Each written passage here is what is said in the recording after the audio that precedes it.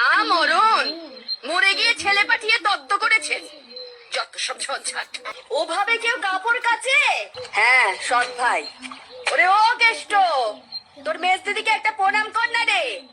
কি অসভ্য ছেলে বাবা, গুরুজনকে একটা নমস্কার করতে হয়, তাও কি তোর মা শিখিয়ে দিয়ে মরেনি রে?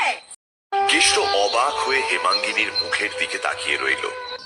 মেজো বউ, আমি বড় যা, আমাকেও কুকুর শিয়াল মনে করো। ভালোই করো। কি হয়েছে? কি হয়েছে? 3 টাকা আদায় করে নিয়ে বেটা পালিয়েছিল। আর দুটো সলা পরামর্শ দাও, তাহলে সিন্ধুক ভাঙতে সিদ্ধার্থ শিখবে। বৌমা, ও আমার টাকা চুরি করে তোমার ভালোর জন্য। কতবার তোকে তাড়িয়ে দিয়েছি, আমার তো মনে হচ্ছে তুই চুরির মাধ্যমেই যখন তখন এসে ওকে মেরে দেখতিস। কেমন করে জানবো মেজো বউ? তুমি ওকে বাড়ি ঢুকতে বারণ করেছো। ও বলে বেড়ায় মেজদি আমাকে মায়ের চেয়ে ভালোবাসে।